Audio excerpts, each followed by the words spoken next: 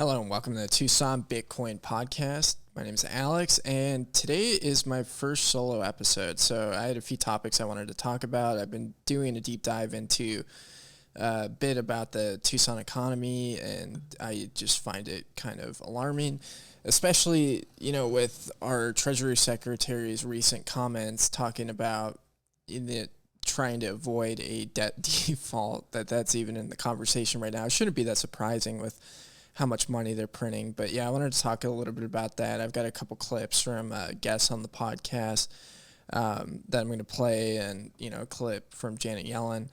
But yeah, before we get into it, I'm pretty excited. Max Keiser's coming to Tucson August 19th up in Phoenix. I said Tucson. He's coming to Phoenix August 19th for the Fuck Elon tour, and I'm pretty stoked about that. I think it's going to be a lot of fun. And definitely, if you're in Arizona, you should buy tickets and make a pilgrimage. I'm driving up from Tucson. I'm sure people will be driving from all over. It's going to be a good time. There's going to be a lot of good Bitcoiners there, a lot of good energy. We're going to pump it up. But yeah, I love Max. You fail to understand that it's a new technology that is as profound as the printing press or the electric light bulb. You're comparing it to things that you shouldn't be comparing it to. It makes no sense. You're talking nonsense. So yeah, we're pretty much going to be listening to Max scream for a while. We've got some good stuff going on with the Arizona Bitcoin Network. We've got Andrew Yang from CASA coming up to Phoenix to talk about multi-sig, and that's coming up at, I think, on the 30th, end of the month. And we have, what else going on? We have the Block Size War book club starting here pretty soon that I'm pretty excited about. And if you want to check that out, we'll be doing it on Zoom. And you can join if you go to the Arizona Bitcoin Network meetup page, or shoot me a DM on Twitter if you're not on Meetup at Tucson_Bitcoin. But yeah, let's get into the episode. Yeah, so I got into Bitcoin as a social work student and working in the field of social work, and I was really, really concerned about a lot of the issues in our community surrounding wealth inequality, poverty, substance abuse, things like that. And I just kind of stumbled across Bitcoin after going through a Dave Ramsey series, learning a bit about money, and just being interested in investing, because I realized if I was going to work in that field for the rest of my life, I'd be pretty poor. And I don't know how specifically I found Bitcoin, probably on YouTube or something. But I went down the rabbit hole, was listening to What Bitcoin Did with Peter McCormick and the Pomp podcast with Anthony Pompliano, and somehow found Saifedean Ammous in his book, The Bitcoin Standard. And one of the things it was talking about was just how money influences society. And that was a really, really interesting concept that I'd never thought of before, that inflationary money could influence people's behavior and discourage them from saving, and going down the rabbit hole a little bit further, I would watch videos with like Ben Bernanke, who used to be the head of the Federal Reserve and now works for someplace on Wall Street. I forgot where specifically, but he was one of his firms was heavily involved in the GameStop debacle and kind of screwing that up. But one of the things he talked about was like wanting to discourage people from putting money under their mattresses, and I thought that was kind of crazy. That there's like an intentional effort put forth to prevent people from saving. And what ultimately that does is it forces people into these, risky investments like the stock market and a giant Ponzi scheme, essentially, that is relying on more and more money pouring into it, and is also guaranteed to go up because the dollar, which it is measured in, is going down. And it was just kind of a backwards game. But yeah, we've seen wealth stratification grow in Tucson. It's always been a major issue. When you're driving through the city, there's the really nice parts and the really poor parts. And I don't think a lot of people, really put a ton of effort into understanding why that is. So, it's gotten a lot worse in recent months. in the last couple of years. One thing that I found incredibly alarming was the increase of cost of living in regards to housing. So just kind of to put it into perspective, the median house price in Tucson in July of 2016 was $177,000, which at the time was a pretty reasonable price. It was something that you could shoot for saving. I remember I wasn't making a lot of money, but I was, kind of pricing out houses and looking at the market, looking to save in order to buy one with my limited income at the time. Well, today, in July of 2021, it is $300,000. And in 5 years, the cost of the average price of a house has doubled or almost doubled. And that's kind of crazy. Now, looking at it priced in Bitcoin tells a very different story. So in 2016, the Bitcoin price in July of 2016, the Bitcoin price was $684. In July of 2021, the Bitcoin price was $32,000, or I guess today it's $34,000. And so in order to buy that $177,000 house in 2016, you would have needed 258 Bitcoin. Now, in July of 2021, you only need 9 Bitcoin to buy that house, the same house. And that tells, a really, really interesting story. But yeah, I have a really good clip from Guy Swan talking about wealth inequality, and what we're trying to combat with Bitcoin. I'm going to play that real quick. Wealth inequality is something that I think it's kind of blanket assumed as a bad thing. I don't think quote unquote inequality as a thing is something that we really need to solve, quote unquote. Because what we want is to solve unfair inequality. We want to solve corrupt inequality. But if, go back to the internet technician example, let's say I save 80% of the value and services that I give as an internet technician for 60 years. And now I have $40 million worth of savings. Which I don't even know how much you would possibly make in 60 years doing that. But let's just say $40 million. Like, that's not a problem. Like that, the fact that I have more savings than other people, that I'm wealthier, is not that's not an inequality that we should be fixing. That's an inequality that we should support, that should be applauded. Like, somebody has been unbelievably frugal and just put massive amounts of value into the economy and not taking it out.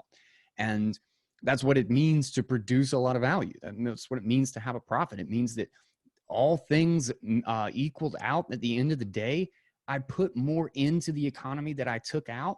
And based on the voluntary exchange of everybody I interacted with, they all agree. And that's a good thing. So if somebody is massively productive and somebody knows how to turn $10 into $100 by producing things and building fascinating new innovations and providing value for millions of people, it's important that they are the ones in charge of the money that we give them voluntarily. Like, they should have the values of that, because they can produce 10x what somebody else who would just, buy an LCD screen and sit around in their living room. So as long as it's fair, as long as it's voluntary, inequality is fine. Inequality is great. We want those who succeed to be more rewarded than those who destroy value. But in the sense of our current environment, we have really sinister inequality. We have inequality based on how close they are to a political machine.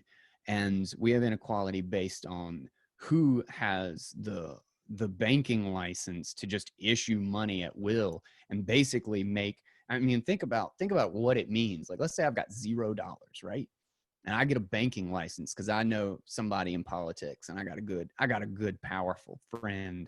And now I just have the ability to issue money. Well, I issue $1 million loan at 1% interest.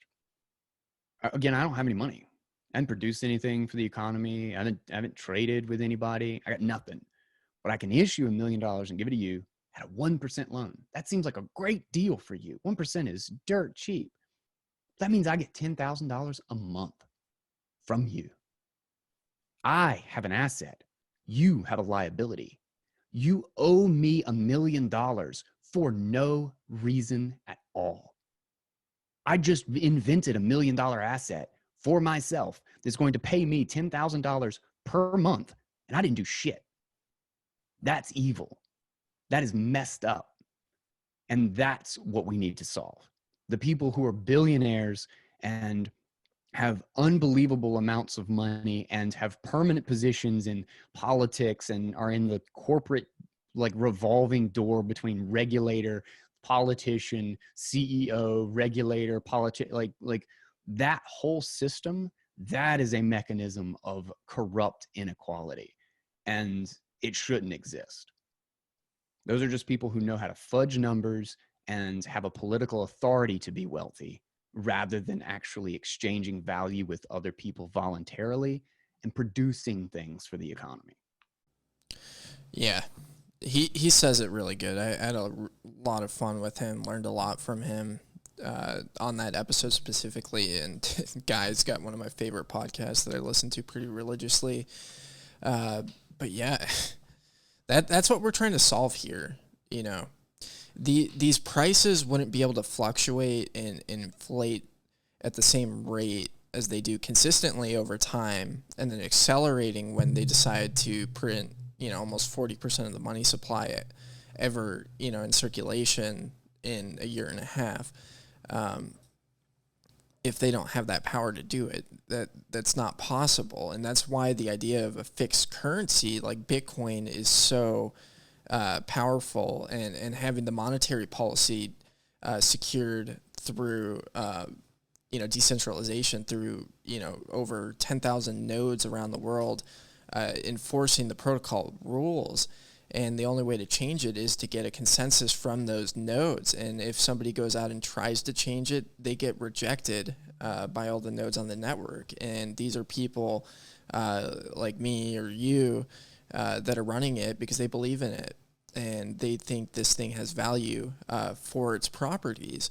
And that's incredibly different than, you know, the fiat monetary system that is controlled by a few people that get to drastically benefit from it. I mean, you look at these people in positions of power. Now, recently, Nancy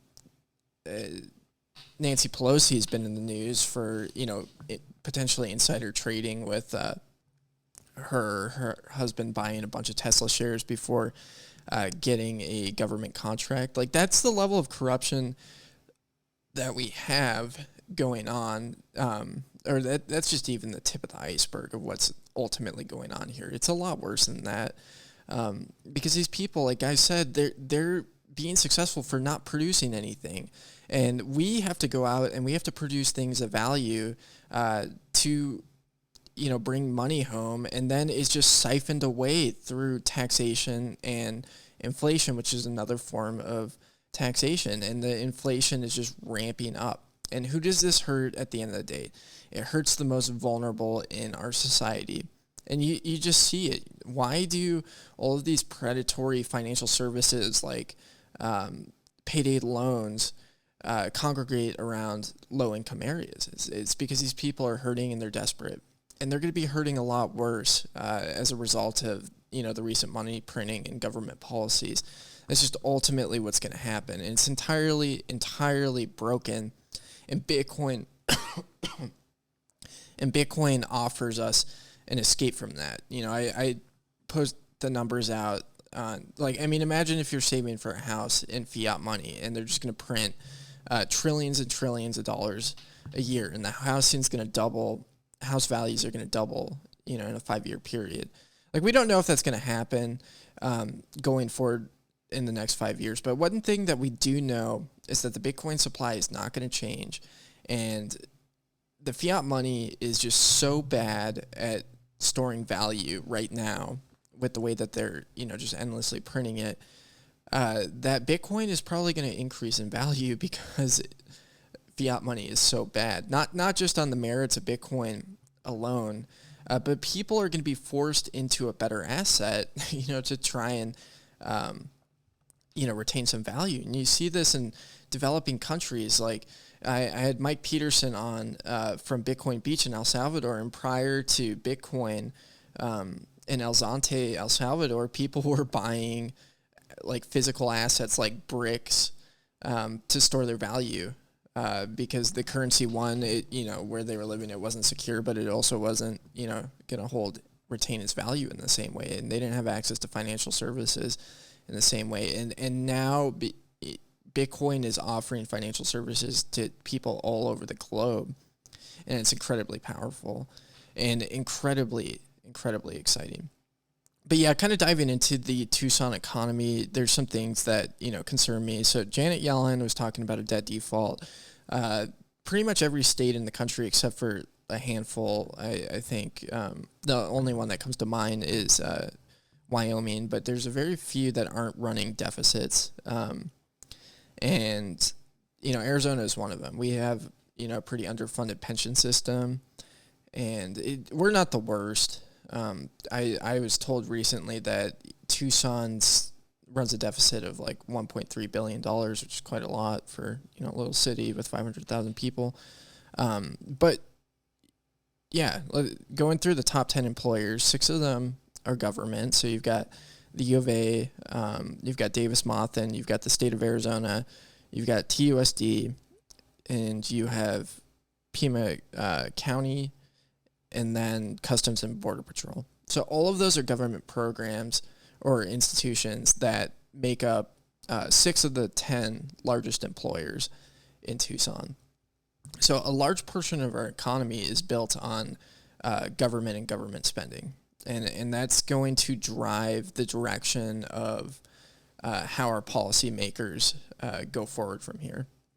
And they're going to increase taxes, and there's a lot of people that are hurting right now. And there's this myth about taxes that really drives me nuts, is that, you can go and you can tax businesses and you can tax the rich, and that somehow will fix things and redistribute wealth. First and foremost, taxes do not do anything but just destroy economic activity. Giving, government assistance to people does not generate wealth for them. And it might be good in the short term. If you've got somebody out in the streets, to get them into a house and get them some, mental health services, whatever, that might be good in the short term, but in the long term, it's really not that beneficial for them. And then also, you have to look at a lot of these government policies are what's creating the problems that we have, where people are making the decisions that they are with this high time preference behavior, not thinking about the future, thinking short term. You're much more likely to use substances and stuff like that. It's not the sole cause, but it's an influence. And then on top of that, just the lack of economic opportunity that's out there, the lack of opportunity in general is, harmful for people. It puts them in bad situations. And so when you go out there and you tax businesses more, that's a tax on normal people, because that increases, just like inflation, that increases the cost of goods and services. It also decreases the amount of jobs, and it decreases wages, because at the end of the day, businesses are going to cut wages if their expenses go up. Yeah, anybody that's worked at a business that has had some financial issues, that they've seen that. And so that's incredibly problematic. But that's what's coming forward in our direction, is we're going to see increased taxation, and we're going to see increased spending, and we're going to see increased stratification of wealth and devaluing of people's currencies.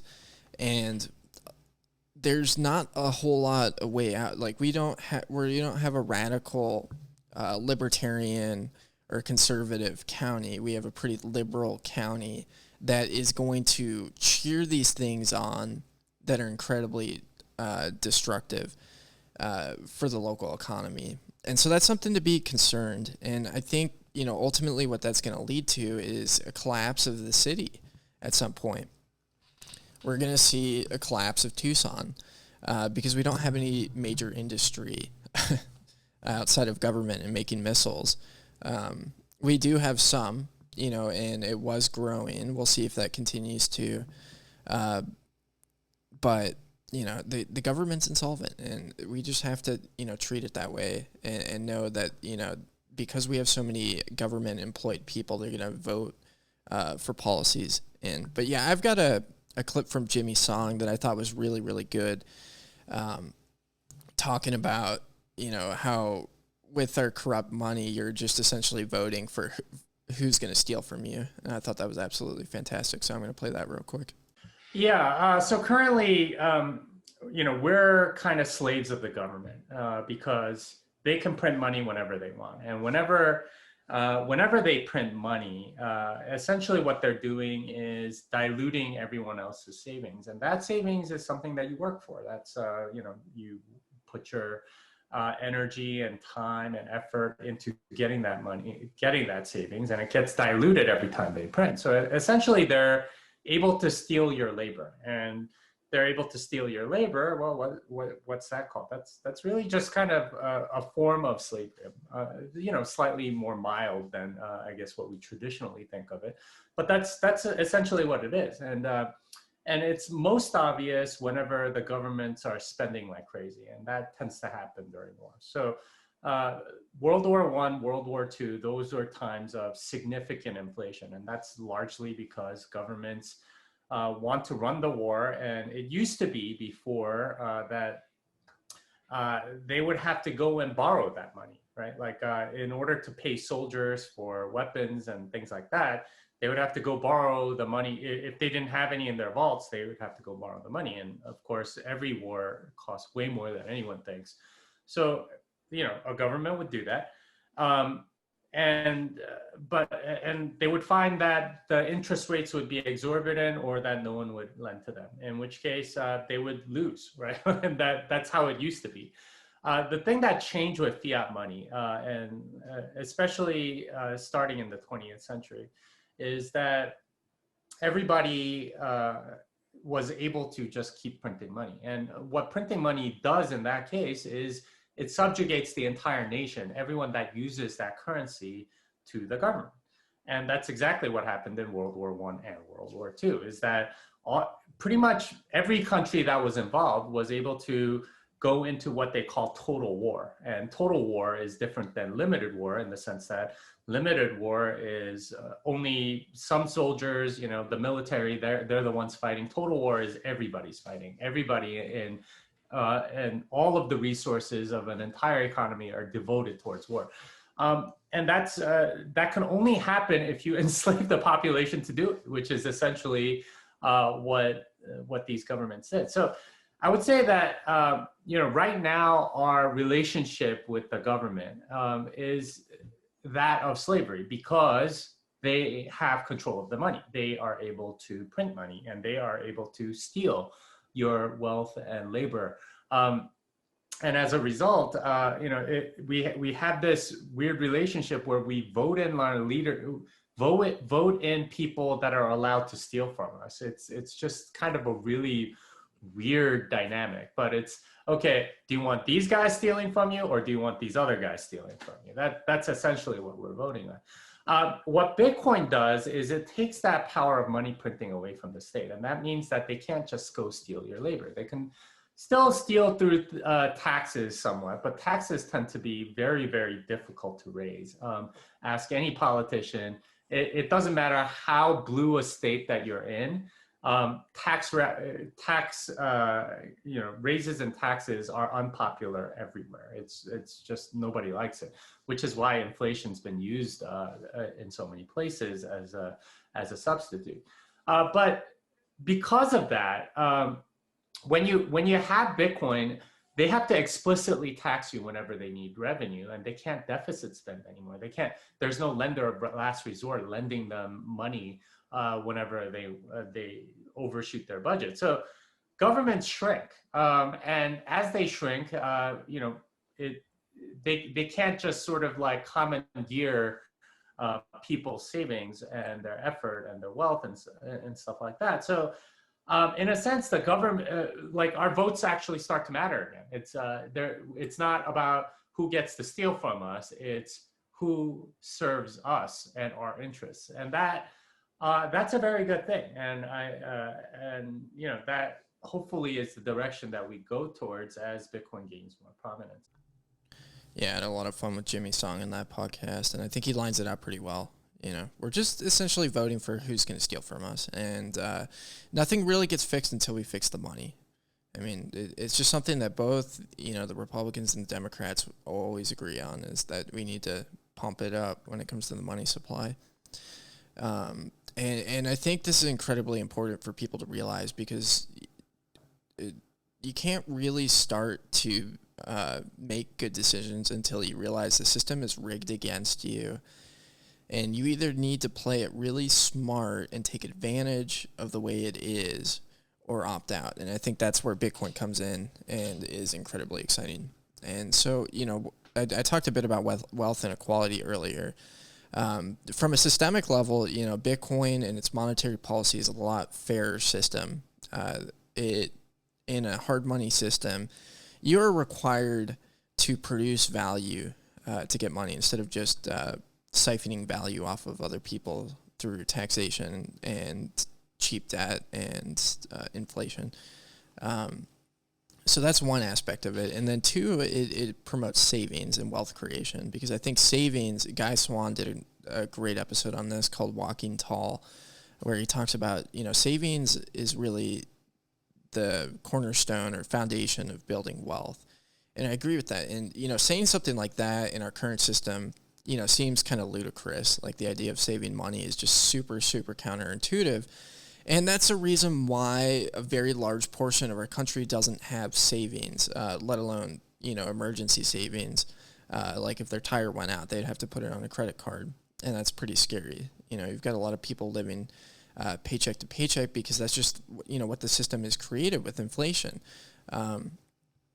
And so I think that aspect of it, for normal people in the middle class and lower middle class, or even, not making a whole lot of money, Bitcoin as a savings mechanism is huge, because if you have $1,000 in savings, which for some people takes a while to earn and buy, and you store it in Bitcoin and you're able to hold it for an extended period of time, that's probably going to increase, and it's probably going to increase a lot. That $1,000 over 48 years is going to be something massive.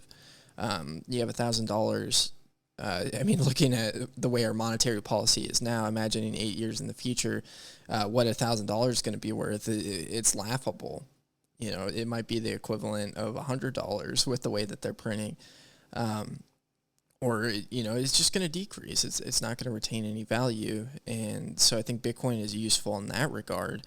And you're not going to want to go out and buy a new TV with your emergency funds because it has the potential to gain a lot of value over time. There's that incentive baked into it as well, which encourages that attitude.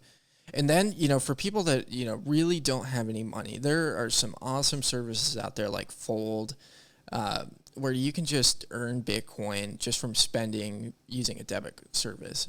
And I think that is huge and groundbreaking for what that could offer for people. And it'd be really interesting to see if these people working in social services start suggesting tools like this for people, because they have to spend money and they're not earning anything. They're just getting totally taken advantage of by the system. But yeah, one thing that you do have to contend with going into the future is that policymakers are going to hate something like Bitcoin, because if enough people realize that the system is rigged and opt out together, it really, this current sham loses its legitimacy. They're not going to be able to run the same game that they are. And I think they're realizing this. Like Christine Lagarde in the European Union said that, if there's an escape hatch, that hatch will be used. And, we're starting to see this. So I think like partially what's really incredibly powerful about this is that you don't have to have permission to opt into this system and begin using it as a savings mechanism. That's a really, really powerful tool to use in the United States, specifically in Tucson. And there's like a bunch of different use cases for it that I think are really exciting. You can start transacting with people peer-to-peer and do it in a way that's a lot more anonymous or is anonymous. If you go and you do the work, you can send money across borders, which, is an issue that I think a lot of people in Tucson experience because we have a large immigrant and refugee population, and people in if family members in the countries where people came from probably are experiencing some sort of devaluation of currency or lack of opportunity, so they're going to be sending money. And it's incredibly difficult to do that with the fiat monetary system because you have to rely on these third parties that take out large fees, and it's slow. And, the people that they're sending money to might not have bank accounts, but they might have a phone. And they might be able to receive that money instantly using the Lightning Network or, relatively quickly with on-chain transactions. And they can send smaller amounts of money. It doesn't have to be a lump sum that would justify, the Western Union fees.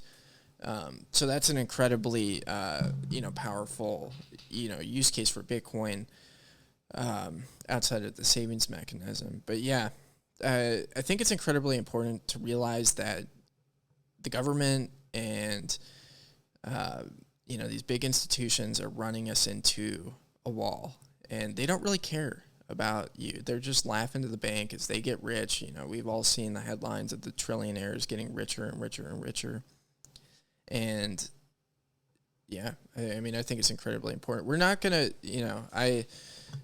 I don't think it's really that worth it to go and lobby politicians on Bitcoin. What I think is incredibly important is to reach out to your families and friends and present these types of arguments to them and, show them how to use Bitcoin. That is incredibly powerful because if, the people you care about are protected from what's happening right now,